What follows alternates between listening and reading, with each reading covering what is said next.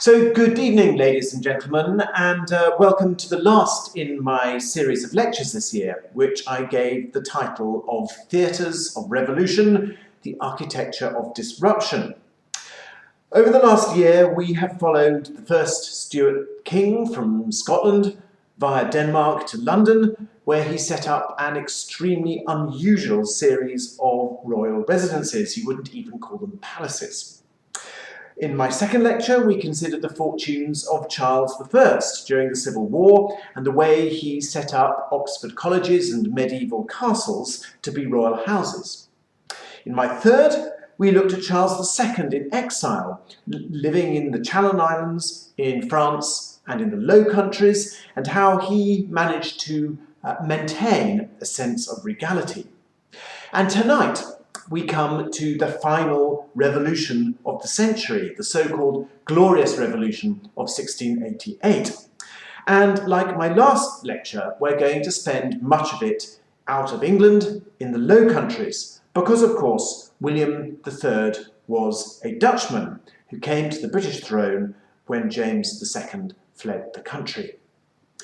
But perhaps I should take up my story tonight where I left off last time, because as Charles II sailed for England to take his crown in 1660, one of those who saw him off on the quayside in Scheveningen in the Dutch Republic was the 9-year-old William of Orange. And this is a wonderful painting here showing Charles leaving the Netherlands, and you can just see standing by him on the quayside the diminutive figure of William of Orange, who at 9 years old was to become, unbeknownst to everybody, the King of Britain.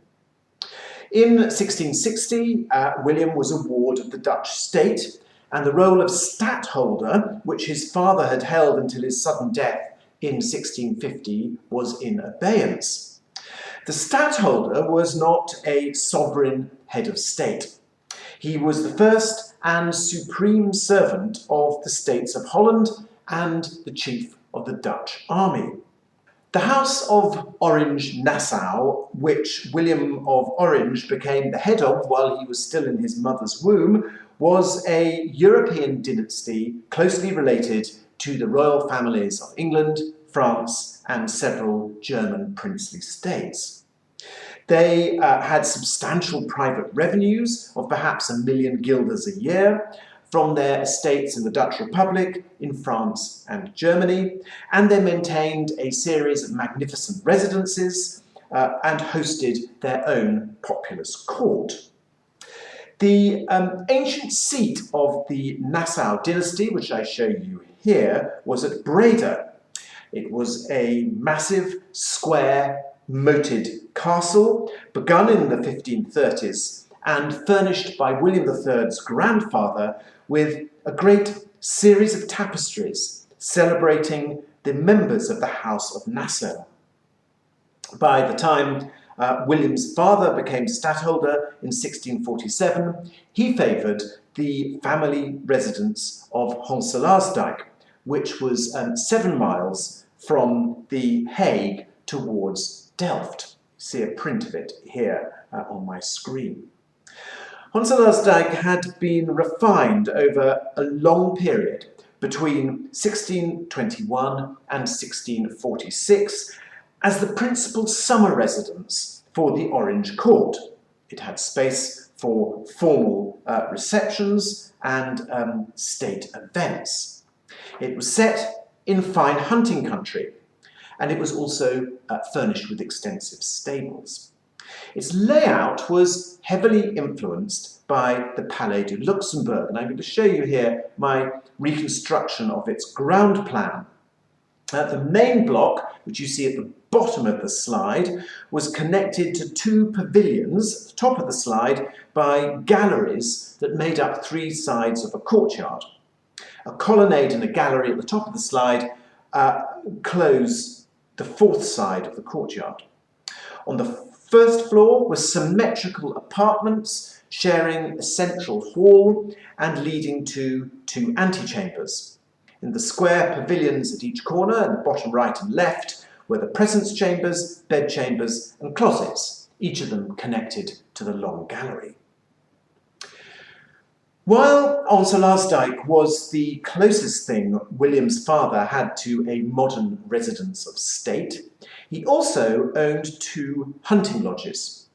House ter Newburgh was begun 5 miles east of The Hague at Ryswick in 1630 as a private lodge without accommodation for court officials. It was also designed after the French pavilion system of planning, but this one, as you can see from the slide, was not a courtyard, it was a single range. And here, two remote pavilions at either end of the range, hopefully you can see them there, were linked by galleries to a central block that contained the main rooms. His other hunting lodge was at Dieren in Gelderland, on the southeastern border of the excellent hunting grounds of the Veluwe. You see it here. It's not a very good image because we don't have an image of it in William's grandfather's time. The block to the right-hand side is in fact built by William after he becomes King of England. The bit to the left shows the original house. And in the first part of his reign as stateholder, William spent as much as 10 weeks a year at Dieren hunting in the countryside far and wide. In 1645, William's grandmother had begun House ten Bos, which literally means house in the wood. This was intended to be her dower house. Right beside The Hague, this was designed by Pieter Post, the stadtholder's official architect, with the assistance of Jacob van Kampen, who was the chief exponent of Dutch classical architecture. The house, which you see a cross-section of here, was a square villa with a spectacular central domed hall that became a celebration of the Orange family in the way that the banqueting house in Whitehall celebrated the dynasty of the Stuarts.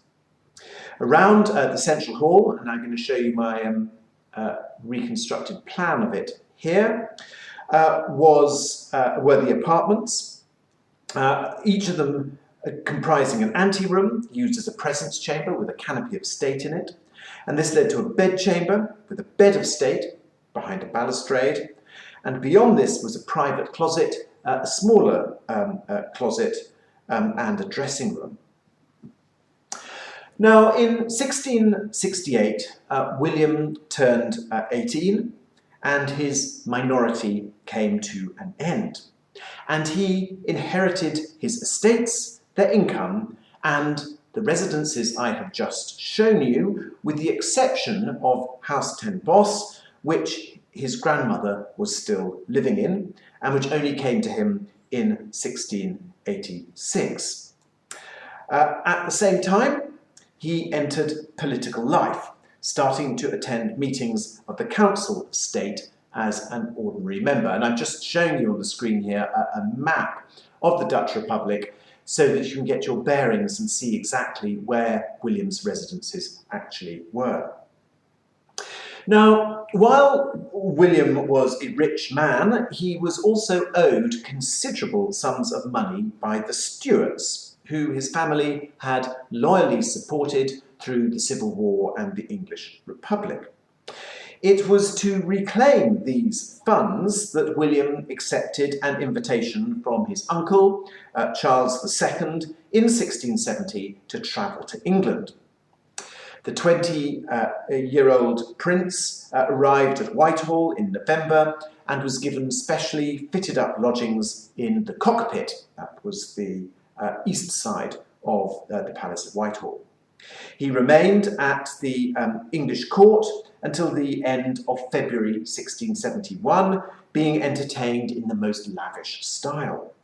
He visited Windsor Castle, he went to Oxford, he went to Cambridge, he went to the races at Newmarket, and he was dined by the Lord Mayor of London and spent many jolly evenings at Charles II's table. On the whole, he made rather a good impression, although he was thought to be a little bit dour and reserved.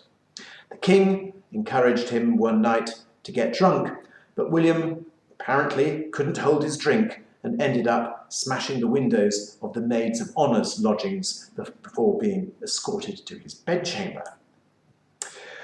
William had no idea that his duplicitous uncle had conducted a secret treaty with France and that he would declare war on the United Provinces the following year.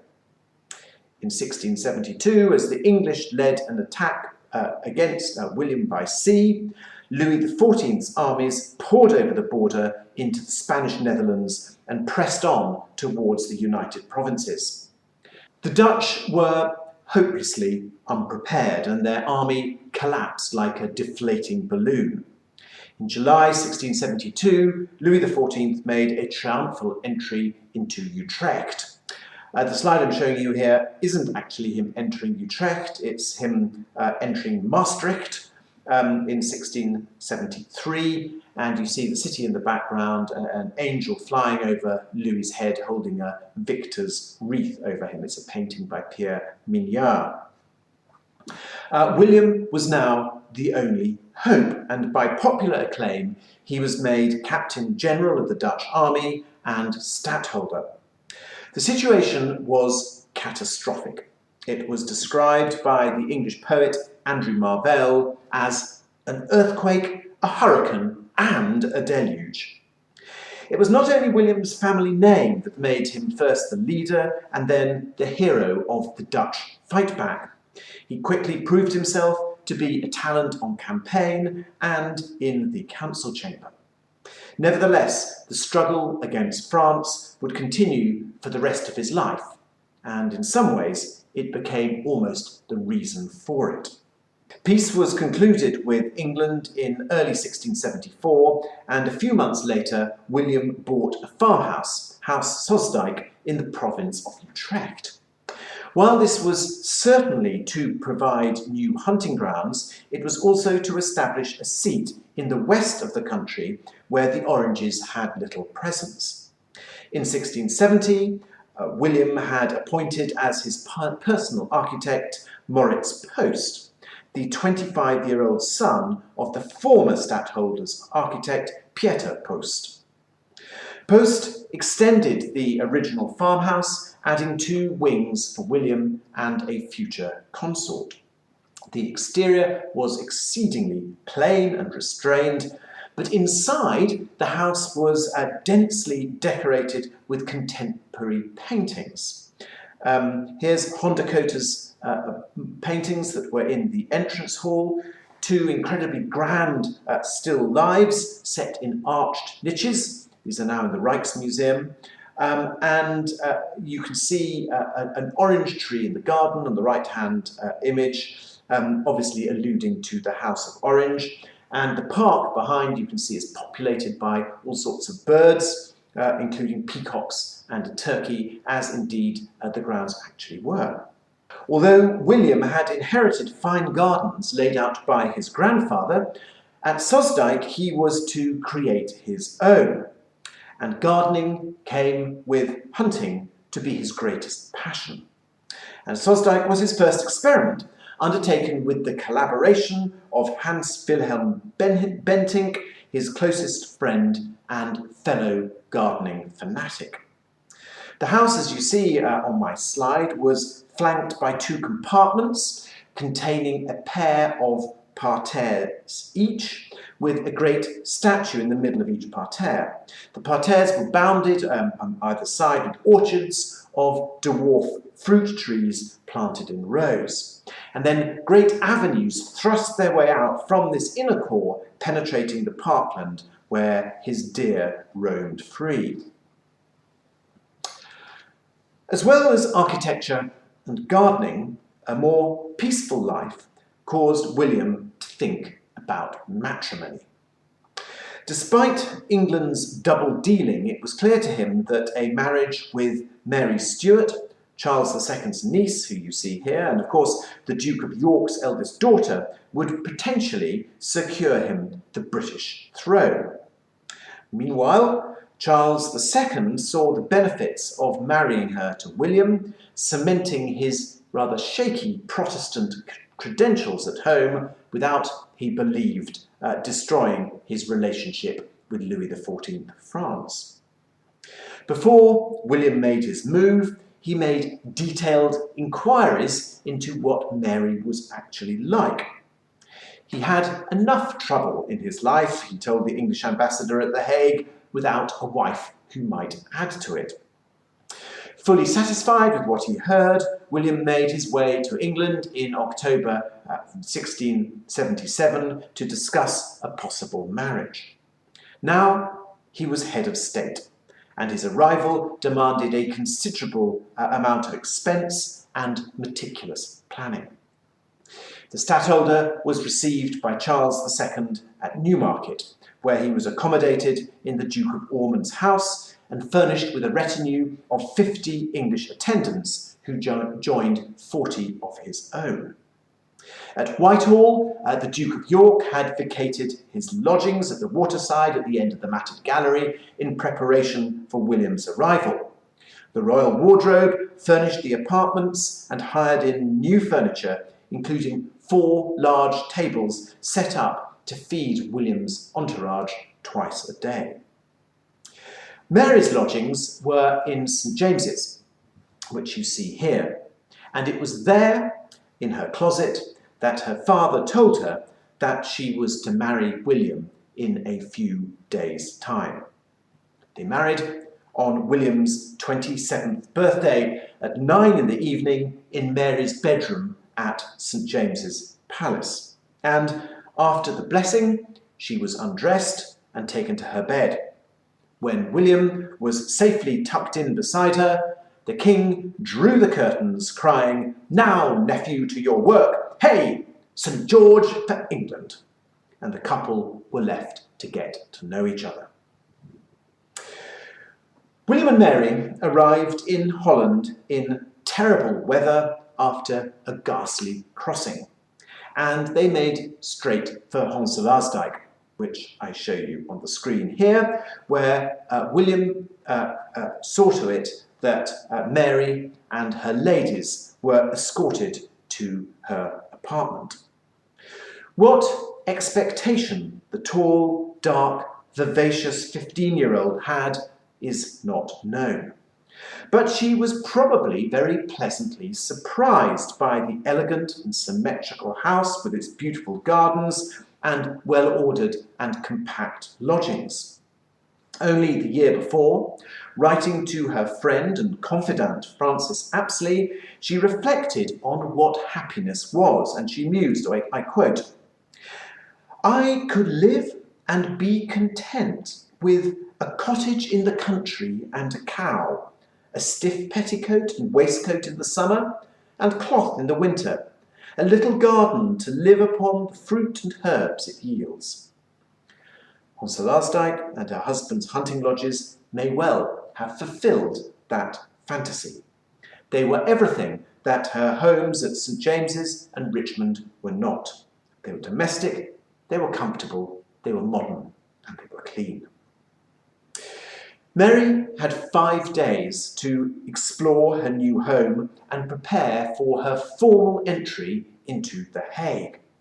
This was conducted with great splendour by the States General, including the obligatory triumphal arches, under which Mary's carriage passed, crushing beneath its wheels sweet herbs strewn by 24 young virgins. She arrived at the Binnenhof, which you see here in a modern photograph, the official residence of the stadtholder and seat of the government. In English terms, I suppose it was the equivalent to Whitehall and Westminster. Although it belonged to the States of Holland, it housed the stadtholder's official quarters, a long range containing 2 suites of apartment, one above each other, for the stadtholder and his consort. You can see this on my diagram here, I hope, quite clearly. These quarters had been extended and redecorated in 1632-4, and within months of his marriage, William had them extended again. And you can see in the slightly darker tone, William's extension on my slide. The stadtholder's lodgings were on 2 floors linked by a large stair that gave access to both. So if you look at my plan here, I'm just going to give you a quick tour. The first room was for the guards, that's room number 4. And after an anteroom, room number 5, there was the so-called great room number 6 that led to a drawing room number 7. Beyond this came the new rooms that William had built for himself and Mary, the most important of which was his state bedchamber, number 10, containing an alcove for a state bed. And beyond this came a small cabinet and a long gallery, which is marked as number 13. At the end of this was a large room which was called in the 18th century the music room, number 16. All this, apart from the ceiling of Mary's bedchamber, has been swept away, and the ceiling of her bedchamber is now in the Rijksmuseum. Although William had been brought up at the Binnenhof, he didn't like living there. He hated the crowds of suitors, and the only thing that would hold him there longer than a few days was the theatre, which he had set up in the old riding school there, and engaged players from France, Italy, and Flanders to perform in. William's household had 13 noblemen in attendance, 24 household officials, 26 footmen in green livery, 22 pages dressed in blue satin, crimson and gold, 32 manservants, 27 Swiss guards in blue cloaks, 3 chambermaids, and 15 in the kitchens. Mary's household was another 40 people, mainly comprising her English attendants. And so in all, the combined household was about 200 people. Small compared to the English royal household of 900, but large even for a great nobleman. Like all 17th century princes, William was obsessed with hunting and kept a large stable. And this is a wonderful illustration here of William, when he's king, at his house at Headlow, which I'll talk about in a moment, coming back from a hunt surrounded by his dogs and his horses. So he kept a large stable, he kept packs of hounds and a substantial hunting establishment. Although his hunting lodge at Dieren was sufficient for a bachelor, it was no place for a married stadtholder, and in 1678 William ordered that it be extended. In the early 1680s, William and Mary spent a lot of time there, and also at Sosdijk, retreating to these houses with a very small number of people. While William hunted, the Queen arranged her porcelain collection, did needlework, and tended the gardens. Mary seems to have been seized by the beauty of the Dutch countryside, and soon after arriving in Holland began to build gardens of her own and collect exotic plants. At Onselaasdijk, an orangery was built, and she received each week flowers in season for her apartments. At Dieren, which I show you now here, there'd been no garden. New walks were added, fountains and grottos and arbours for Mary to enjoy while William was out hunting. Mary had an intense sense of her regality, which was reinforced by the terms of her marriage, which insisted that she was treated with all the honour that she was used to in England. One consequence of this was that William was the only one of sufficient rank to sit down and dine with her. As William had previously held an open table and dined with 8 or 10 companions, the newlyweds at first ate separately, Mary in stiff formality and William with his friends. And then a compromise was reached. William kept a table in the middle of the day, and in the evening he retired to dine with Mary, banning political or military conversation and joking and laughing with his wife. Their relationship was actually unusually intimate for people of their rank, and they even slept in the same bed, which is very unusual for someone so important. Mary's sense of status prevented her from forming intimate relationships with the ladies of the Dutch Republic, and so she passed her time in her houses and gardens, playing cards, doing needlework, enjoying music, reading, and at her prayers. Like many a bored millionaire, she was a shopaholic and spent recklessly on luxury goods, often leading and sometimes making the fashion. In theory, her dowry was £4,000 a year, but William frequently had to top this up. In the Royal Library at Windsor Castle, there is one of her account books, and this details everything she spent, from jewellery through gloves and fans to Chinese porcelain. In a marginal note in 1688, she wrote that she hoped William would, and I quote, "Forgive the debts I have made. If God gives me life, I shall pay them as fast as I can. If not, I hope the Prince will let none be wronged by my follies." Despite her profligacy anxiety, Mary had an extremely happy life, noting in 1689 on her return to England that she had no small reason to doubt if ever I should be so happy in my own country as she had been in Holland. The death of Charles II and the accession of James in February 1685 was completely unexpected, and William and Mary suddenly became next in line to the British throne. Soon, a stream of visitors came from England, both those opposing the rule of James II and those sent by James hoping to win William's support. Now, acutely conscious of their own status, William and Mary embarked upon an aggrandizement of both their court and their residences. Mary, as I've explained, had always retained a sense of her own regality, but this markedly increased after Charles II's death, and it was noted that she was now served at table by kneeling pages. William and Mary's elevation almost exactly coincided with an influx of architectural talent to their court. Moritz Post, the stadtholder's architect, had died in 1677 and was succeeded by a man of lesser capability, Johann van Swieten. Other than the construction of an orangery at Onze-Laasdijk, no major commissions came his way, and his annual salary of just 600 guilders a year suggests that he was responsible for only minor works and maintenance. The important work of new design passed to the former sculptor turned architect Jacob Roman, who was first paid for design work in the stadtholder's accounts in 1684.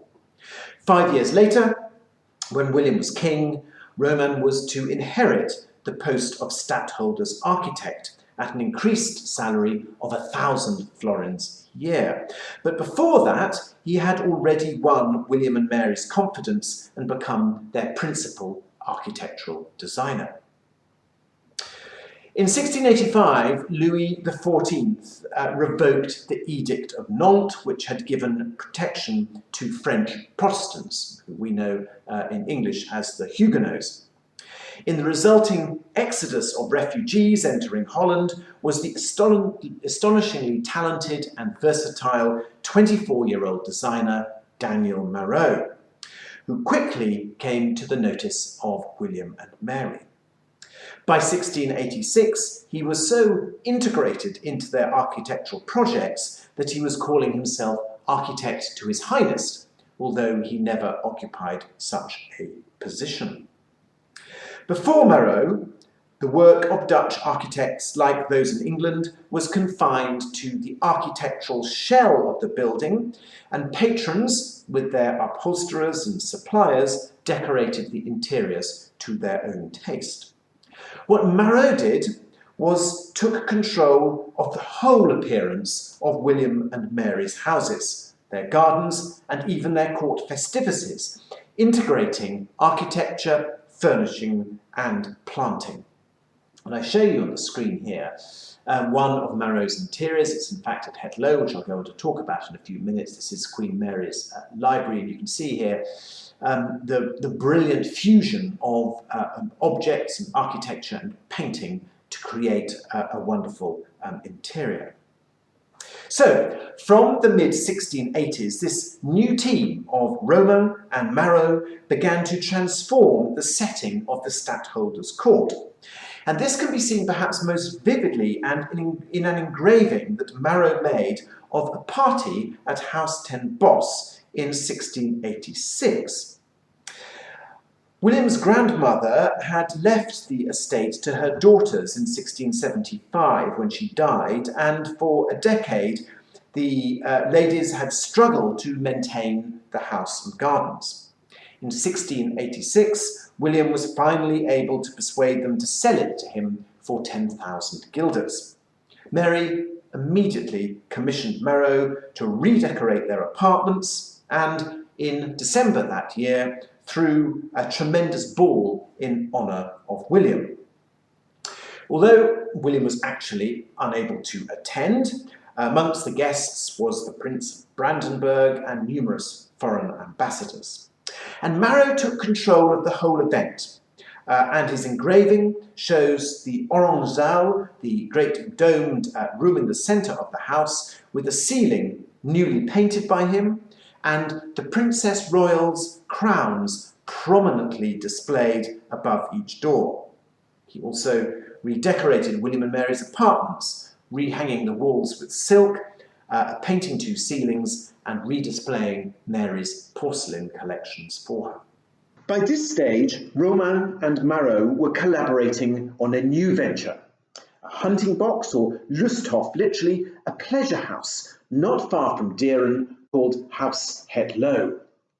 The medieval castle there was purchased in 1684, and the date on the front of the central block today is 1686, the date it was finished.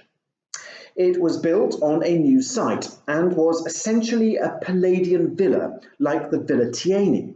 The main block was a square, and quadrant colonnades linked it to flanking service blocks. It was built around a central hall and stair leading up to a first-floor hall, either side of which were two identical three-room apartments, neat, symmetrical, and compact.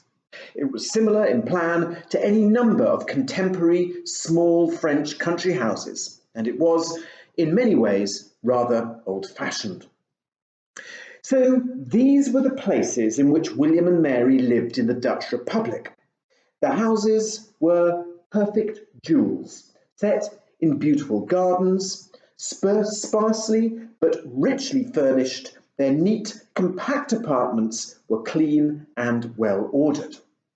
There was no machinery of state, no rules of etiquette, no fawning court. There was no hungry heir. In short, William and Mary enjoyed considerable domestic freedom, and while William was not away fighting the French, they made the most of their domestic existence together.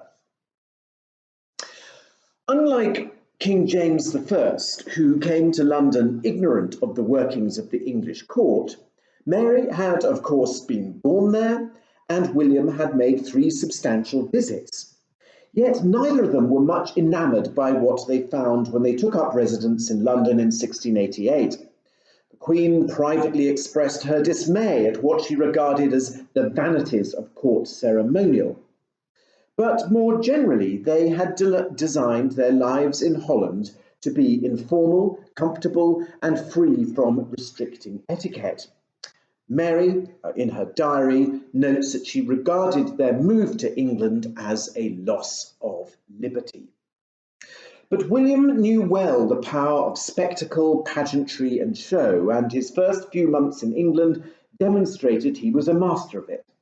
He entered Exeter at the head of an army, kettle drums beating, trumpets blaring, hautboys blowing, with thousands of flags, including a huge pennant flying above William's head, saying "God and the Protestant religion." In the middle of it all, surrounded by 50 gentlemen and pages, was the Prince of Orange himself. Each step of the way, William took every opportunity to meet the monarchical expectations of both the people and the political class. Whatever William's personal feelings were about the formality and ceremony of the English court, he knew he had to adopt it. First, because he had to demonstrate his legitimacy, and royal power in England was inextricably bound up with the ability to play the part of the sovereign, but also because he wanted to persuade his new subjects to back his war with France. The best way to do that was to be the magnificent monarch that they expected.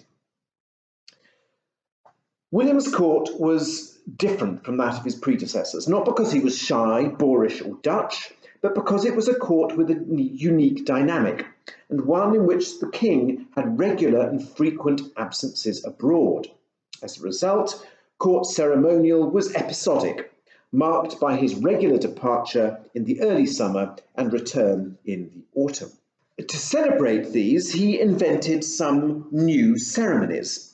These were the leave-taking and welcoming audiences that framed his annual travels. Either June or July, the king would receive delegations from the city, the church and the judiciary, as well as the aristocracy and the gentry, to bid him bon voyage. On his return, normally in early October, he would receive a ceremonial welcome lasting several days. Very large numbers attended these as they signalled the start of the winter court season. The traditional court celebrations on the 5th of November acquired extra meaning, as it was also the day that William landed in England in 1688. The King's birthday was on the 14th of November, and so the celebrations were doubled. There was normally a concert and a ball, and sometimes dining in public, and fireworks. Before 1689, these were held at Whitehall, but by the end of the reign, they were held at Kensington. The whole of London was en fête. The shops were closed, the church bells rang, and the ordnance of the Tower was discharged. In February was Princess Anne's birthday, and after 1694, this was celebrated with great balls, normally held at St James's. In the summer, William would sometimes give concerts in the gardens or in the gallery at Kensington, attended by large numbers of courtiers. William and Mary loved the theatre. Mary would go publicly in Covent Garden, but William enjoyed plays at court and even commissioned a theatre to be built in the Great Hall at Hampton Court. In fact, William and Mary presided over the most expensive court of any of the Stuart monarchs, and in due course were to spend quite a lot more than any of the others on architecture too. In 1689, William found himself at Whitehall, and here you see Whitehall more or less in 1689 in a view by Kip. It was a vast, rambling, overpopulated urban residence lying low beside a polluted river and surrounded by hundreds of belching chimneys. This was not the place for a man who loved small houses in the countryside and suffered badly from asthma. Within days, William and Mary had moved out of Westminster to Hampton Court. Mary, of course, knew the place from her childhood, but her memories, if they had been fond, were deceptive. She wrote to a Dutch friend, and I quote, "At the moment, I'm in the country, in a place that has been badly neglected. It's about 4 miles from London, but lacks many of the commodities of Dereham, although the house does have 400 or 500 rooms." William, and I quote again, found the air of Hampton Court agreed so well with him that he resolved to live the greatest part of the year there. But that palace was so very old built and irregular that a design was formed of raising new buildings there for the king's and queen's apartments. The bed of state, which had been at Windsor, the official summer residence of Charles and James, was moved to Hampton Court, and Wren was commissioned to come up with a design. William, melancholic, homesick and ill, was eager to move in as quickly as possible, and orders were given for a general court remove from Whitehall to Hampton Court. The decision was met with horror. Keeping the court out of London was bad for the city's economy and dreadful for the sanity of his ministers, all of whom lived in and near Westminster. So the king was persuaded to look for somewhere closer to Whitehall and quickly settled on the 2nd Earl of Nottingham's house in Kensington. And what I show you here is my friend and colleague Edward Impey's brilliant reconstruction of Nottingham House, as it was called, that William and Mary bought with its surrounding grounds for £20,000. This Jacobean mansion was no more suitable for William and Mary than Tudor Hampton Court, and Wren received a second commission from his new masters to modernise and extend Kensington House. Meanwhile, the King and Queen rented Holland House in Kensington, from where they urged on work on both projects. It was in this way in which King William III, in a matter of months of his accession, redrew a centuries-old pattern of royal habitation. Whitehall was now the centre of the national bureaucracy. Kensington was to be William and Mary's normal town residence, and Hampton Court the Palace of State.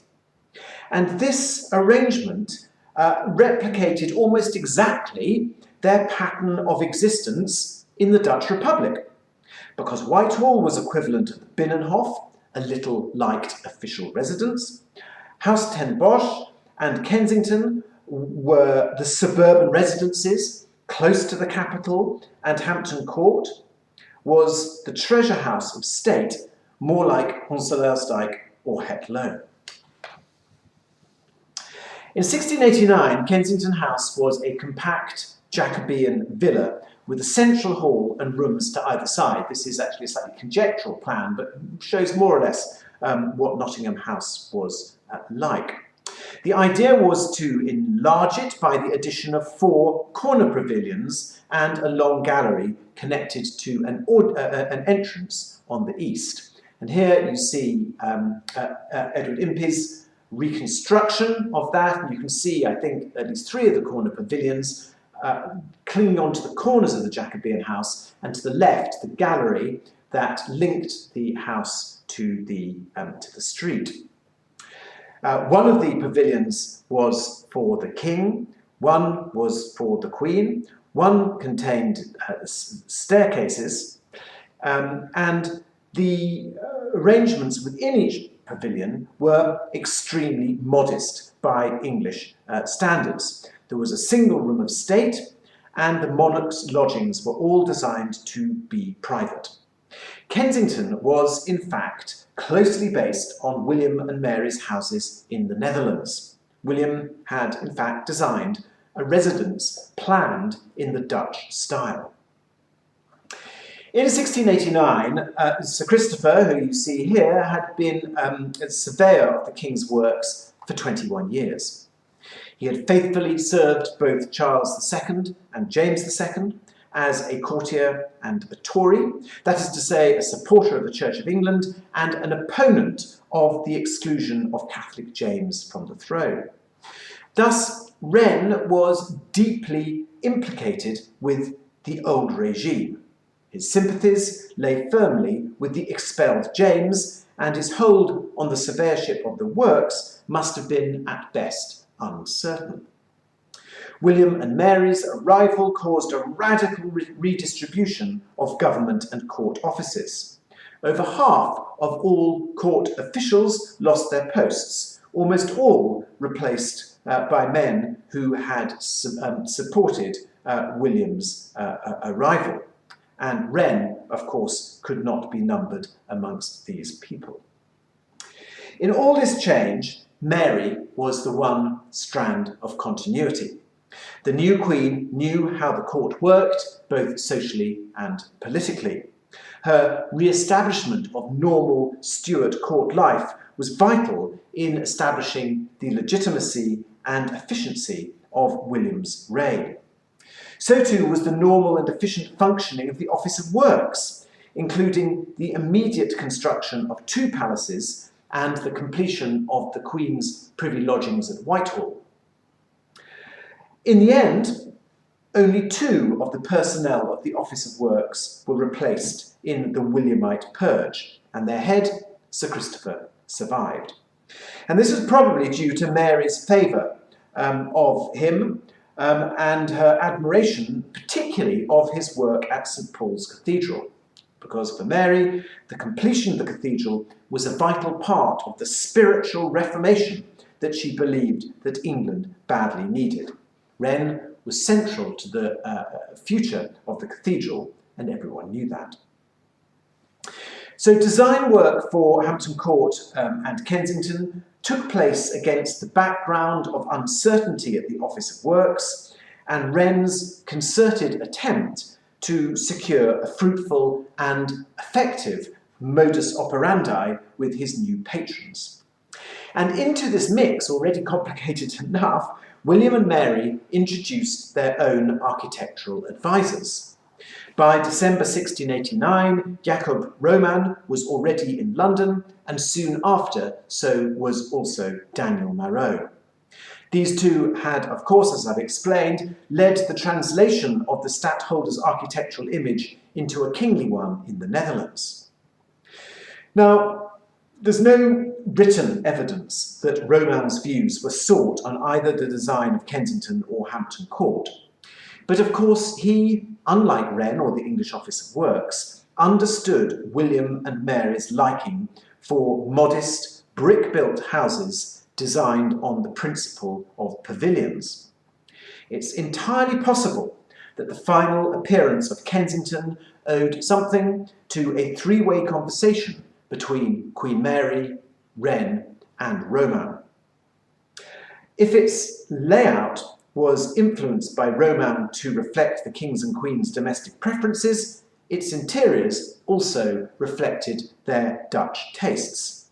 The Queen's rooms were decorated with 787 pieces of porcelain, arranged in the manner of Daniel Marot, like the Queen's houses at the Netherlands. And this is one of Marot's designs, showing the superfluity of Chinese ceramics, which were introduced into the new building at Kensington.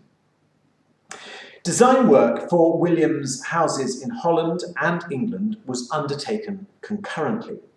Designs and models were prepared wherever William was, and they were sent backwards and forwards.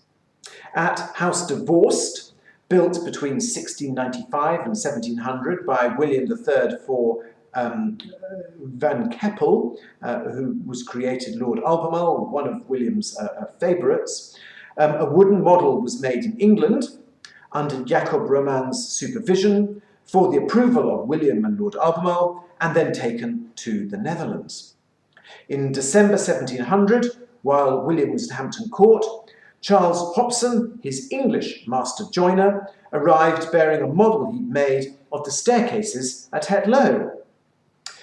But Kensington, as the private residence of William and Mary, may have been singled out for special attention by William and Mary's Dutch advisors, a point, I think, illustrated by the stylistic relationship between Kensington and Het Loo. Returning to the Dutch Republic as king in 1691, William realised that Het Loo was too small for the entourage that now accompanied him everywhere, and he ordered that the building be recast as a royal palace. The design of Kensington was fresh in his mind, and in fact provided the model. The original quadrant colonnades, which you see on the screen here, were removed, and exactly as at Kensington, Roman added pavilions on each corner. And if you look at this perspective here, you can see the original house, the square central house in the middle, and either side of it, left and right at the front, the pavilions that were added on as part of the extension. He then added 2 further pavilions to link these to the service wings that pre-existed at the front. In plan, he had essentially reproduced Kensington. But this effect of gradually receding compartments, focusing on the entrance front, made Hetlow more like Charles II's Palace of Winchester, which was unfinished, but perhaps more significantly, more like Versailles, in giving the house a much greater sense of scale. At the same time, the interiors of the house were upgraded. In the first phase, Loo had been very much a hunting lodge. All its interiors were painted timber, and you can see one of the rooms here with its painted timber ceilings, marbled, but with a paint effect to make them look like marble. They were, in fact, of course, timber underneath. The new rooms were now given plaster ceilings with deep mouldings of fruit and flowers.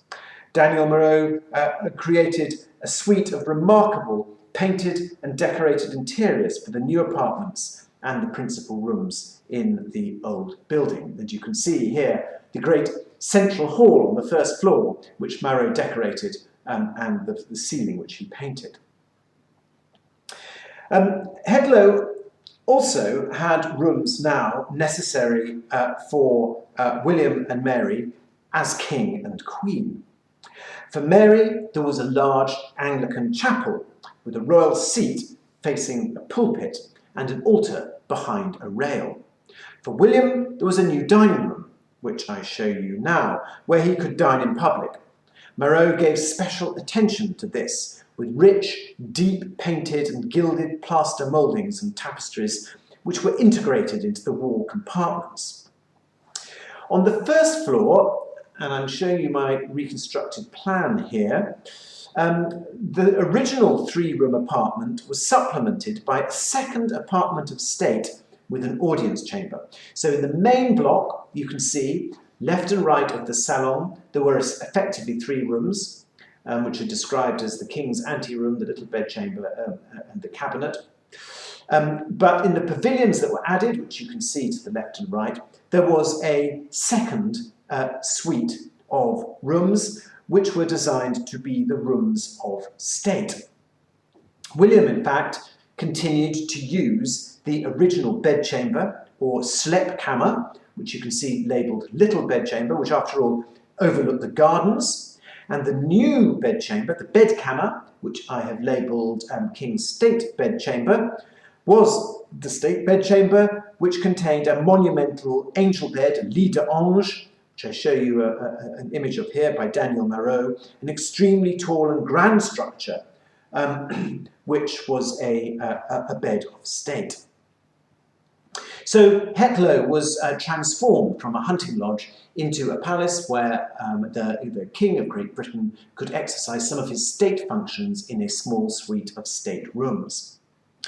Mary sadly died before she ever saw the second phase of work at Hetlow, and William didn't use it much before 1698, and so their intended long-term pattern of use cannot be known. But it was 70 miles, a good 20 hours ride from The Hague, and it's clear that although William needed a small suite of state rooms, the house was, as explained at the time, a place for the king to withdraw to, and I quote, free from wars or weary of government. And the English travellers who saw it certainly thought it rather neat than magnificent. So looking at Kensington and Hetlow, we can see that the monarchy of William and Mary was not the only thing that was international. Their buildings were designed as if they were in one country, with the Dutch architects feeding off the English and the English off the Dutch. And at the heart of it all was a tension. the difference between an ancient monarchy that was conservative, cumbersome, bound by its own rules and regulations, and the stadtholdership, a unique headship of state that was deliberately not monarchical and allowed its holders to live without the straitjacket of courtly protocol. What William and Mary created in England attempted to bridge that gap. Kensington was essentially a Dutch country house. Hampton Court, when it was finished, was an English palace of state. William knew that he needed both to be an effective monarch, but he also knew which one he preferred to live in. The story of William and Mary concludes my survey of Stuart royal houses. It's the last piece in a jigsaw of English monarchy between 1603 and 1702, 100 years of Stuart rule and architecture. James I and William III were both brought up in residences where informality reigned. Courts which were small, intensely personal, and adapted to the whims of the sovereign. In order to escape the lumbering formality of the English court, James built houses outside London, including incredibly unpalatial town houses like Royston and Newmarket, where he could live an easy and uncomplicated life. William III did the same, constructing out-of-town palaces that matched his residences in the Dutch Republic. And both James and William hated Whitehall, the largest, grandest, and most public, indeed most formal royal palace in all Europe. Charles I and Charles II, however, were both wedded to the systems of court etiquette and the architectural structures in which they operated. They both loved Whitehall as a setting for both a court, an art collection, and a way of life.